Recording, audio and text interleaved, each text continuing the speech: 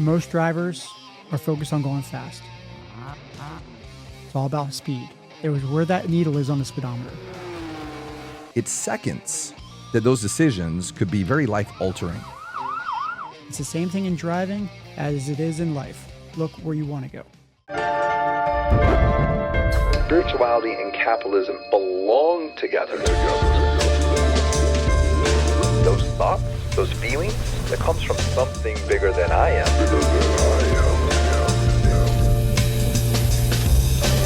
And together I believe we can all grow. That's how we're going to change the world. That's how we're going to change the planet. When we're out there in the cars, right? And there's something you say that most people probably at home would go like, oh wait, what does that mean? And I would say like, it was like, oh yeah, punch it, like floor it, push it as hard as you can as far as what I'm talking about is the gas. And you guys say something else and you guys say squeeze it and like basically move on to the throttle. Like there's some words I was using that were like, no, we don't use those words here, because explain to people at home why like basically slow is fast and fast is slow. Yeah. So, everybody goes in thinking racing is all about, just match the throttle, go as fast as possible. And sure, are we trying to go fast? We are, but again, we go back to being in a measured way, being patient, because, another great, philosophy that we teach here is slow in equals fast out, but fast in equals dead out. If you're taking the time to go a little slower into the corner, you give yourself a little bit more time and space to get the car pointed in the right direction. And then all you have to do is get on the go pedal and roll out of there. And we squeeze on the gas. We don't mash it, right? Smoothness is key. And I think there's a huge payoff there in that patience. And I think there's something more to be said in life where it's just being patient. Don't be frantic. Don't mash the throttle. Roll into it. Be measured with your inputs, right? And I think that will also help people think, okay, it goes back to being responsive and not reactive, right? I'm using the brakes through the corner nice and easy. I'm easing off the brake as I go through the turn. I'm assessing my environment all the time so I don't have to be reactive. I don't want to be reactive. I don't want to have to panic. If I'm panicking, now it's out of my control. I want to stay in control as much as possible. Yeah, that makes sense. And as far as like also like slowing down, right? Like when we talked about that, like basically so that you can pay attention when you're going around those corners and in life too.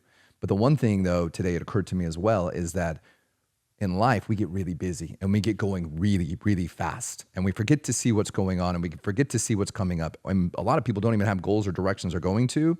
But the thing that I heard over and over today at the course was how powerful the pause. But when I say the pause, I'm talking about the break. Yeah. Meaning how positive it is and how powerful it is to actually pause and have that break so that when we're going at 100 miles an hour, the power of that break.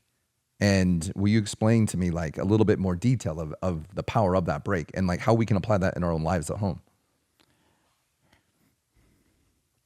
Most drivers are focused on going fast. It's all about speed. It was where that needle is on the speedometer, right? Sometimes I think people forget to maybe take that pause and start slowing down, right? Because it's not just where the needle is. It's going through a corner in preparation of the next straightaway. If I wanted to put it in an analogy with life, is if you're constantly focused on just going as fast as possible, you're missing out, right? Because you're not seeing what's coming up next necessarily, or you're not seeing it in the right manner. Things become skewed when your eyes are down and not looking up ahead. They appear to come at you much faster than they really are, hence the reactive piece. And I think if you're looking ahead and you're using that brake a little bit more critically, a little bit more efficiently, it's not a sacrifice. When you're going into a corner, you're slowing the car down. It's not a sacrifice. I'm not sacrificing speed. I'm investing in getting the car positioned, and the return on that investment is I get to roll out of there. I get to get on the gas a little earlier and get to my top speed earlier and hold it longer on the next straightaway. I think there's something to be said for life as well, where we have to think about what's coming up next and not just go barreling at full speed into the corner. Let's slow it down a little bit. Let's make sure we know what the environment looks like and make sure that we're not doing anything that we shouldn't be doing, because then you're going to come out of the corner and go, well, I slowed the car down too much. Well, you just weren't looking far enough ahead. And so if you're looking far enough ahead, you don't let yourself get into that rut. Yeah, it's that pause, right? It's that pause and that's break. And even it's that pause and that break to have fun. It's that pause and that break to just be aware or to be grateful or to be able to just sit and focus internally, because in business and in life, we just go. We just go. The next goal, the next thing, the next, instead of sitting in that pause. Yeah. Or in this case, the break. Because what I know about that break, going around those corners, when I push the brake and stay in that pause, it actually gives me more momentum to be able to get around that next corner than to be able to push through the next one. And that's brilliant. Absolutely. And it's really a beautiful moment, because it's different to be able to talk about it, but if you come out here, you can experience it. You and your dad went through that corner how many times? And you think about like going down through like one of our drills where we have that oval and you're working on one kind of corner and then a very different corner at the other end.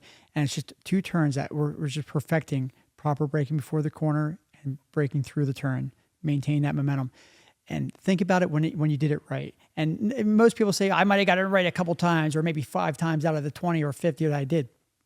But those few times that you did it right, boy, it felt great. It did. And you go, Absolutely. I just need to repeat that. That was it. Yep. And it's a very fulfilling feeling. It's having those principles, right? It's not having 7 million principles to live by. It's having 1 or 2 principles. And just in driving, it's having 1 or 2 principles, knowing those principles, practicing those principles, because life is going to come at us. Absolutely. It's going to happen. There is a wall that's going to come at us. But because you here at the school, we practice, we go a little bit faster, we go a little faster, start to pick it up a little bit more, but we're still every single corner, every single thing, we're always doing the exact same thing over and over, even as we're giving a little bit more gas. So it doesn't seem like it's just out the gate type thing. It's very much a gradual experience, which builds that confidence over periods of time. Yep. So, That building block process that we have here at the school is really effective in helping a driver create a skill set. And like I said, we talk about how that can be referred to in life as well. I love it, man. All right. Well, thanks again. I really appreciate it, Danny, that you taking the time out of your day. I know you're a busy guy, to be able to come on here and to be able to talk a lot about what the school is doing right now and the direction that you guys are taking the school, and also really like the impact that you guys are making. And when I say that, I want to start off real quick to just kind of bring the listeners into this conversation. About a year and a half ago, I found your guys' school. My assistant decided to like reach out to you guys and say, hey, listen, I think you might be able to help him. Now, I wasn't looking for racing school because I wanted to become a race car driver. The truth is I hadn't driven for 16 years. And as a 43-year-old man, that, there's a lot of impact that happens there, right? It impacted me in my day-to-day life. It impacted me in so many different directions, because for a long time, I just used the excuse and said, well, I've lived in this city, I can take Uber. No big deal. I don't need to worry about it. But through a lot of time and a lot of energy and spending a lot of money actually in doing a lot of reprogramming, mental reprogramming, dealing with things like psychedelics, and diving into some of the things that had happened. Basically, many years before that, I'd gotten in an accident, and that kind of started causing some problems on my nervous system. And years before that, there was a police officer that basically said, hey, listen, we know that you've been doing drugs, you've been doing all these things. And the truth was I hadn't. And so my mind, my subconscious mind started to believe that if I drive, if I put myself out in the world, now I'm going to put myself in a position of danger. And so what I'm going to do is I'm going to avoid danger, right? And then I came here. Yes. And when I say that is, so you guys are a racing school, right? You're located in Arizona. And when I came out here, I spent a day, the first day, and I started going through a bunch of different drills, a lot of different activities. And what I found was over a period of time, I started feeling a little bit more confident. Now, it still scared the shit out of me. Like, it was pretty nerve-wracking. You're all of a sudden doing 65 miles an hour straight, and you have to slam on a brake, and a lot of stuff that was going on that way. But what I found for me is when I put myself in uncomfortable positions that were still safe because of you guys, because the instructors here, it started giving me that level of like, oh, I got this. A little bit more confidence. I could put my chest up a little bit more. I could breathe a little bit deeper and say, oh, I think I can do this. And so through that process, what ended up happening is I came back here again and did a 2-day with you guys.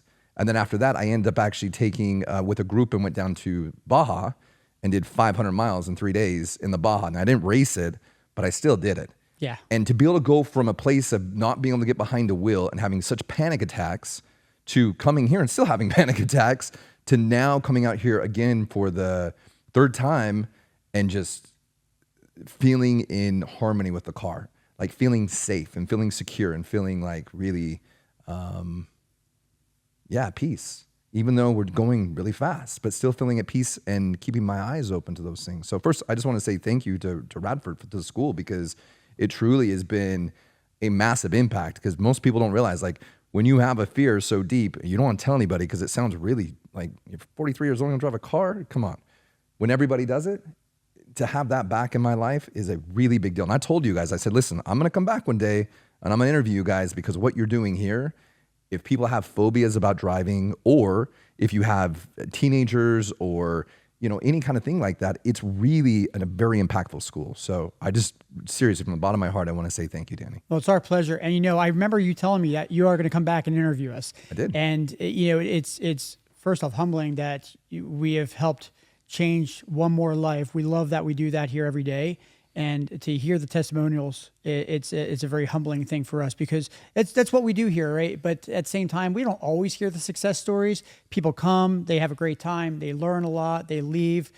There are times that we get an email back, hey, I just got to thank you one more time. Hey, if you could reach out to my instructor for me. I just found myself driving down the street, and all of a sudden this car pulled out of a hidden driveway. I had no idea there was even a driveway there. And all of a sudden, I just did this evasive maneuver like you guys told me on the high-performance driving class or whatever class they took. And it was like second nature. I couldn't believe it. And I avoided this car. I thought we were just going to collide. And, hey, just tell everybody there I said thank you. And those are really cool messages to receive. It beats the alternative. Yeah, right? So it's the fact that, we are here providing a service that I think helps any driver that comes through the school is a huge benefit for them, but it's a great pleasure for us to do it. Yeah, I really appreciate that. And I just want to let the listeners know that these guys didn't pay me to come out here and do this, right? Like, I actually came and paid for the course. And the reason I came out here is I took my father out here. Now, my dad, who's watching this right now, which is really great. But the thing about my dad right now is he said, hey, oh son, I can easily do that. No problem. Like there's no problem.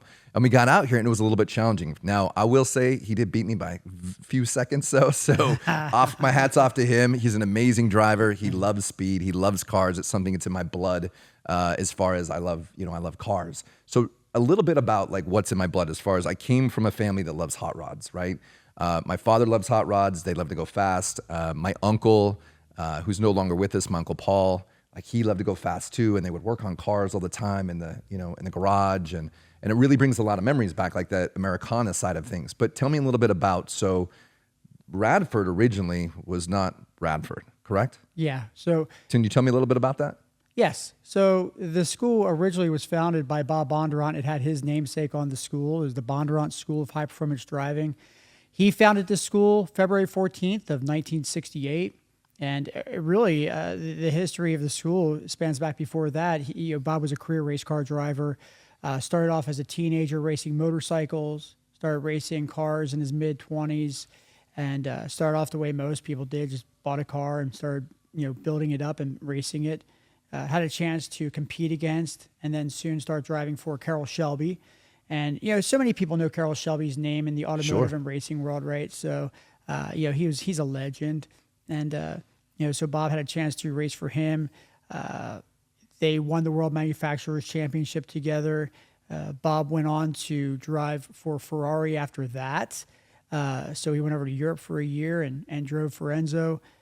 Came back to the States, was involved in a pretty horrific car crash that was career-ending. That's what you're saying.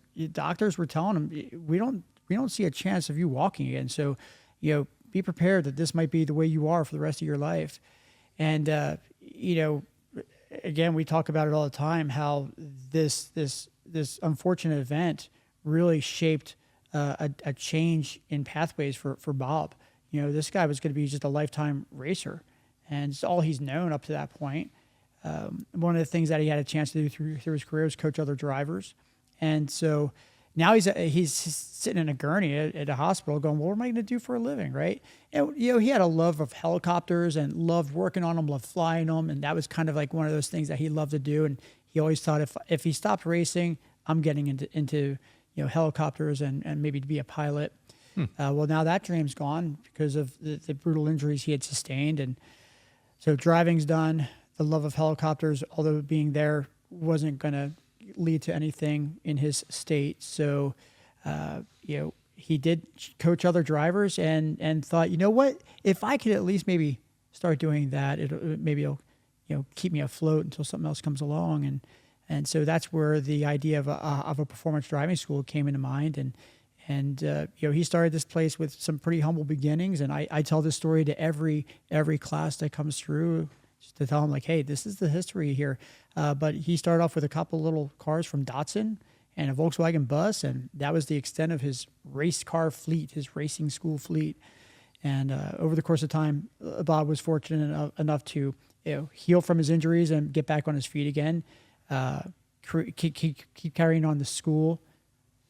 Keep carrying on the school from that point on, and even continue his race career, which is awesome. And so he did that, and all the way up until he wasn't able to continue the race part, but the school was still here. So he was here every day, just about every day. He's here at work. This place kept him moving.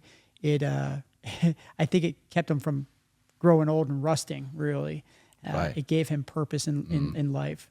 And to come here and see a room full of happy students that, first off, are just enthusiastic about learning more about driving. They're at a legendary school. They're meeting a legend himself while he's here. So he carried on until he retired in 2019. We have a new ownership team in place now, and two of those people out of the three main partners were former students of this school. When they found out the school was for sale, they decided, hey, we got to see if we can jump in on this. And they acquired the school in March of 2019. And throughout that time, we've had a name change as well. So now it's the Radford Racing School. Not as much notoriety. It hasn't been out as long as the Bondurant name has been there, but it's the same people. We a lot of us instructors, we worked under Bob. I took my first racing lesson with Bob when I was 14 years old and was able to come out here and start working for him at a very entry level in the shop. While I was in the shop, I'm racing cars and on a club level. When they had a chance to, maybe audition some new people for instructors, I put my name in the hat and I auditioned and got it. I got in entry level. Congratulations! That's why you're thank here. you. Yeah, and junior level instructor at the time, and worked my way up through the ranks. From that point to a senior instructor, a lead instructor, to the assistant chief instructor, and then in 2021 took over the role as chief instructor here at the school. It's a lot of growth. One of the things I love about that story the most, right? So as an entrepreneur, which I think that word sometimes gets thrown around a lot, right? So someone could say, "Oh, I just started an ice cream business, and I'm an entrepreneur, and I'm selling, I'm knocking on doors or whatever." But from someone that has started many businesses and failed many businesses as well, that a lot of times when we're looking at our downfalls, you know what I mean? Like Bob gets in this car wreck and it's our downfall, right? Like we think this is the end, like we're nowhere to go. Like what's our purpose going to be? Now we're done. But that's usually sometimes where I believe that where things are starting to look like that they're going downhill, sometimes they're happening for us and not to us. And it's actually allowing us to now hold a legacy. Just the fact that you worked with Bob, just hearing the names that have been in and out of the school and what you guys have been able to do here, Bob could have said, you know what, I'm done. I'm going to go do helicopters, right? But something inside of him, something deep, some type of inner voice said to him that, you know what, I'm going to do something different. And I'm going to start where I'm at. I'm not going to make excuses and say, well, I don't have a bunch of money. I can't do this thing. I don't have the time. No, he had 2 cars and a bus and some people that believed in him. Yeah. And now look what's here. And it's still here. And what I love about the school too is it's gone through so much adversity because, you guys are like, when I was here about a year and a half ago, I know it was going through some challenging times, like financially. Now all of a sudden things are starting to turn around. I mean, there's beautiful cars out here. You guys take care of it. I mean, you can see behind us this gorgeous shop, and just the level of professionalism and the level of expertise and the teachers around here that they teach. I think a lot of people think when they come here, they're just going to learn a lot about racing a car. And you're like, well, I don't need to come here because I don't race a car, and that doesn't make any sense. But I think they're missing it. And when I say that is because these skills are not just about applying them to the road, which we learned today, which amazing, how to see things ahead of time. But I think it applies to business, and I think it applies to relationships, because so many people are wandering around blind. They can't see what's actually going on. And so they're not looking where they're going. And so instead, what happens? They smash into a wall, right? Yeah. And you teach us here is like, look, where your eyes go, your body of the car is going to go naturally. And so if we're focusing in the past, we're probably going to end up in the past. If we're focusing in the future, we might end up in the future. But if we're focusing where we're going with clear, precise dedication and commitment, chances are our car or our business or our bodies are going to go where we put our eyes, because our hands are just going to follow naturally. And I think that looking at this business here, it took a lot of foresight, a lot of vision to see where it's going to go for it to be here today. Absolutely. One of the first things that we teach every driver when they come through here is we're going to change how you use your eyes. Most of us are taught to look where we're going, and our eyes are right off the hood of the car, and then like you said, you don't see everything else that's going on. But we teach to elevate your eyes, look farther up and out, see what's going on ahead of the car in front of you, and not only looking farther ahead, but keeping your eyes looking where you want the car to go. Right? Because that may not be the same as looking where you're going, right? Most people think, well, I'm doing that already. No, you're probably got your eyes looking straight in front of you, maybe at the bumper of the car in front of you. But we can't get all of our information from the taillights of the car in front, right? We have to see what's going on ahead of them in case they're not paying attention. And then again, going back to looking where you want the car to go, because that's such a huge piece to this. If you want your car to go in a certain direction, your eyes have to be there, or else it's not going to happen. At least it's not going to happen very well. And I tell people a lot of times, these corporate groups that come in, I say it kind of jokingly, but I mean it when I say it. I say it's the same thing in driving as it is in life. Look where you want to go. Absolutely. Don't necessarily look where you're going, look where you want to go. And another kind of great analogy is, when I'm on a track racing with an organization, or a series, if there's a newer driver, a lot of times if I get up behind that driver, I can tell they're looking in their rearview mirror, and all I have to do is, distract them enough to cause them to make a mistake. Maybe they don't brake early enough for a corner, or they don't position themselves properly for the turn, and I can capitalize on that gain. Right? What are they doing? They're looking behind them. They're not looking ahead.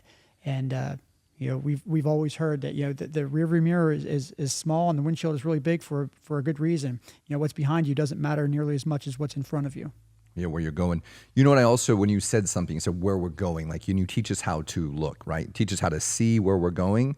One of the things I think that maybe that I got out of this week was that it's not about where we're going even with where our eyes are going, but also we're able to go in. And what I mean by that is we're able to go inside of ourselves, or at least I'm able to go inside of myself and get that level of like confidence and that assurity and that power that comes from knowing where I'm headed to, but also having that inner insight to be like, oh, okay, like I have this thing here that's allowing me now to go inside because I'm confident, because I know the tools, I know the mechanics. And now that I have the mechanics down, I know where I'm heading to. Now I can sit in a place of like almost intuition, like that intuitiveness, because yes, you have to learn the track. But once you learn the track and you start pushing it, you've got to be, one, confident in your direction where you're going, at least in my experience, and also have to be quiet enough to be able to hold that assurity that the car is going to go where you're going. And even though there's someone in front of you, and when I watch you as instructors like race with each other and we're in the cars, it's seconds that those decisions could be very life altering. But because they have mastered this and they have put in this skill set over and over and over, it's butter. I mean, it's so easy and efficient. And it made me think a lot about today, like as we were out on the track, and you had said some stuff to me a while ago about like Bob, right? Who created this, and this is his legacy, and he built this thing. And even though his name might not be on the building, I'll bet you anything, you probably can feel his energy here if he was still here. Absolutely. Yeah, this place was his life, and everybody knew it. Even the new owners that are here today that own this place, they met Bob and they loved him. They're like, man, this guy really started something special, and they could tell that it was a big part of his life. And we feel like we're here to kind of help carry on that legacy that he started for sure. We hope that he's seeing what we're doing and saying, I trained him right. All right, they're doing good out there. Yeah. So would you say that Bob was a big mentor to you and like taught you a lot about life besides just race cars? Yeah, I think he played a role there. He was a great boss. He was a good friend. He was somebody that we all looked up to when it came to his racing history and background and the successes that he's had. I mean, he was part of of racing when when it was so many things. I'll say like the pioneering age of racing, when everything was still new and everybody's figuring out these different techniques on how to drive, and he was one of those pioneers for sure. He was one of those ones that really utilized the car to the max level that he could, and I think that's what was a big part of his success was he discovered those pieces like Yes. a few others, right? Yes. And I think it took a lot of other drivers a long time to get to that point. Yeah, I would agree. And I think it's a lot more than bravery. I think it's simply that he committed to it, right? And he was pushing the envelope. And I think anybody that's really going to do anything amazing in life, if they push the envelope and they have a good mentor, like I'm grateful I can come here and I have a mentor and I don't have to try to push it to see what's next and how we're going to get there. Yeah. But the fact that he was able to push there, so it had to be some kind of inner calling. There had to be something internally that was like, he really wanted this. I mean, we look at the people that have come well before you, Danny, and before them, they had a lot of something inside of them, I should say, was guiding them to push them, because yes, we can look at the science and we can look at the mechanics and we look at all these things. But when you're on that wheel, and we're not talking these cars, because these cars handle, amazing compared to, the older vehicles would have, Yeah. as far as the braking goes and AB braking and all of that. But when they're behind that wheel and they're moving at that type of speed, there has to be something internally inside of them that is giving them that sense of assurity and confidence that they can push through those turns. I mean, what they were doing is there was engineering behind it, but they didn't know the engineering as much as like you guys do. I mean, there's a lot more to it, I think, now, because there's a lot more data and a lot more information that we can use compared to, Bob then, even though I'm sure he had some of it, but nothing like we have now. No, not at all. Those guys, when we say they drove by the seat of their pants, that's what they drove by, and that's all they had this was the data that they went off of right here, and what they were feeling in that seat is what they drove off of. And we've got all kinds of technology that can help a driver fine tune when and where they can be a little bit smoother, a little bit faster, maybe brake a little bit less before the turn so they can maintain that extra speed through the corner. They didn't have as much of that back then, right? So it was, you went by feel, and that's what you went by. And suspension technology, tire technology, everything in a vehicle was nowhere near what it is today. I mean, cars back then, the brakes didn't work very well. You had bias ply tires on these things, Right. and they made them really big fat tires, but they didn't really work as well as even an economy car tire today, right? So they were really there was a lot of bravery involved. But you said a word. It was he committed. He committed to something that was inside, saying, I feel like this is the cusp of the limit right here, and that's when they brake and go through the corner. Oh yeah. And we've got a lot of data recorders that can help tell us when that point is or help assess it better. But back then, they didn't have that, so commitment came from inside. Right. Absolutely. So coming to your school, right? What do you feel like people that come to your school can actually gain? I don't mean about racing. I don't mean about driving a car. What do you think people can gain about the internal side of them as a human, like as far as their experience? Like what type of information, what type of skill set, what type of lessons do you feel like people can pull out of here, even for those people that don't race cars? That's a great question. I'll tell you, one of the things that we teach here is, along with the vision thing, is car control. Right? Maximum car control. That's truly what this place is all about. Even though it says racing school on the title, we're really a school that teaches maximum car control among every class that we do. And so, I guess to take that and figure out what a driver would learn internally with that is that, we know that we could try and train ourselves, be as prepared for changes in the environment as much as possible. But there's sometimes things that are going to happen that are out of our control. And I think what a driver needs to do is this works in a lot of different segments. I think is that you have to understand to be responsive but not reactive. Right. I look at that as it might sound like semantics to many people, but I tell them I don't want to be reactive. I want to be responsive. Yes. I tell people all the time, it's what do they call EMTs? They're called first responders. They're not. Why aren't they called first reactors? It doesn't sound very good to me. It sounds chaotic. It doesn't sound measured. It sounds messy, I guess. And so, what they do is they prepare as best as they can for no matter what kind of situation it is. But sometimes they're going to come up on something that's completely different from what they've ever experienced before, and they have to be responsive. They have to do everything with control, with measured input. You can't be frantic. You can't flail. You have to decide very quickly what decisions you're going to make. And I think there's a sense of fulfillment when you come up on a chaotic scene and you create order out of it. And I think that's what we can do in our own lives, right? So on the track can be chaotic with a bunch of other cars out there racing, and parts are failing, and you're having issues with your car. You create the best sense of order that you can. And I think people can take that lesson and use it in other facets of their life. I absolutely agree with you on that. What you said is something I didn't even realize until you just pointed that out. Reaction, right? When in life that we react to input, when we react to something that happens, when we react to information, news, people, experiences, whatever the world is trying to throw at us on a constant basis, every single day, to get us to react is one thing that most people don't realize. It's dramatic and it's really expensive. Like it's expensive in relationships. It's expensive in, it's expensive everywhere. It's expensive in business. It's just constantly this outpouring expense because we're not actually sitting there and being like, oh, okay, there's no reason to react right now. I just get to take the information in. Is this real? Does it matter? Like, whose information is this? And then I get to then sit and breathe, which I would say in these cars, you have to definitely breathe when you're going around some of these corners. But to breathe and then to like look into that turn and be like, okay, that's where I want to go. Yeah. Like, I'm not going to use all the noise of the world because the world wants it's super noisy all the time. Just turn on the TV, 10 seconds, you can see how noisy it is. Absolutely. And so instead, to be able to be in that centeredness of things. And speaking of centeredness, I have a question for you. As far as when it comes to your own spirituality, because this is the Spiritual Capitalist, right? So I'm going to talk to you a little bit about that.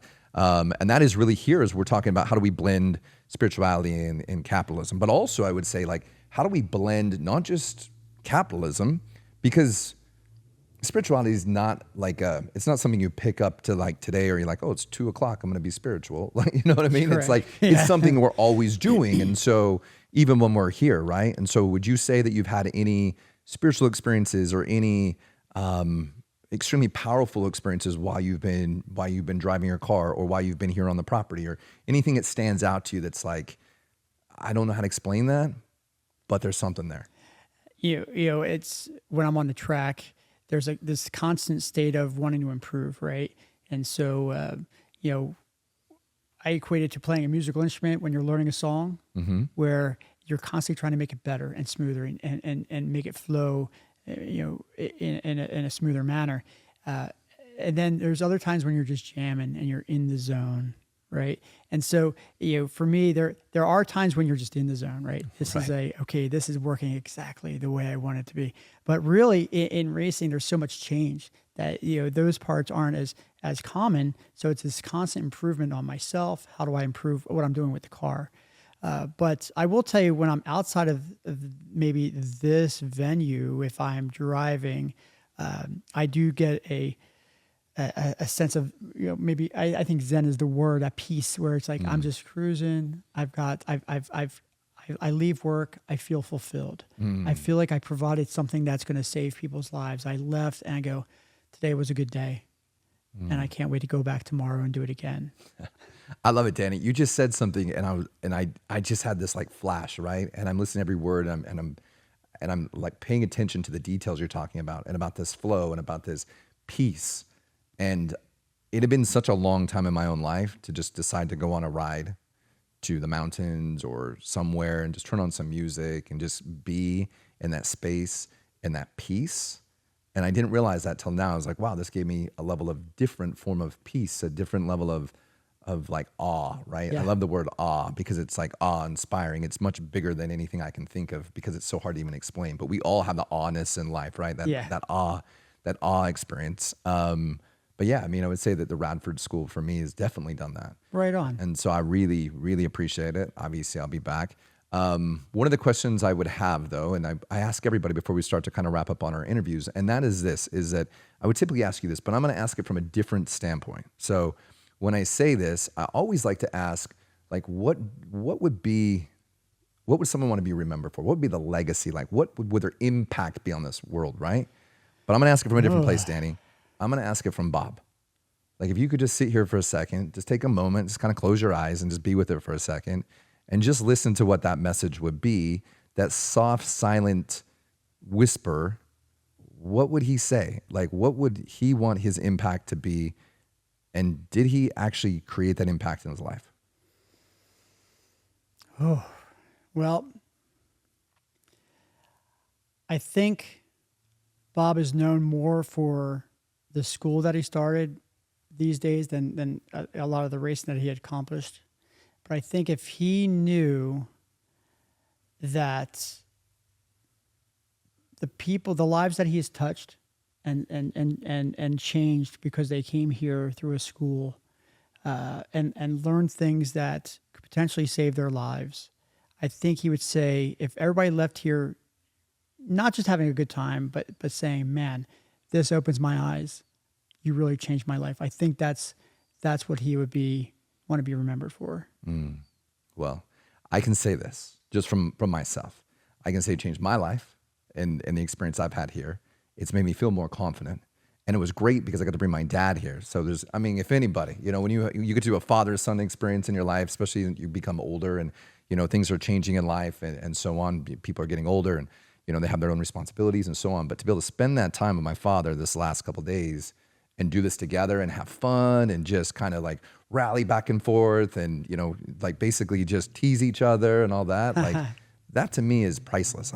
There's no number I can put on that, right? Yeah. But so I just want to say thank you first and foremost, as I've said before, but thank you for the school. And also thank you, Danny, for like when you had adversity and when things got tough and when you weren't sure what to do. And I know there's many meetings and there's probably many times in your life where you wanted to say, you know what, I'm done. Like this is a lot. This is too much. I can't do this anymore. That you stayed the course. Yeah. Because you affected all the people that were here today. You've got a lot more people. You got people, I'm sure they're going to listen to this. They're going to want to come. They're going to contact you. So if you could do me a favor and just tell the listeners, tell the watchers they're watching here on YouTube today, like a little bit about your school, what they can expect, and what's the best way to reach you guys. Yeah. So the Radford Racing School, we're in Chandler, Arizona. We've been at the same location since 1990. We're 18 minutes south of the Phoenix airport. So it's a super easy drive. All the instructors here have some kind of prior or current race experience. So you're going to work with experienced drivers that know not only how to drive, but know how to relay that information on creating this skill set. They're able to relay that to a driver who doesn't necessarily have it. We've got years of experience doing it.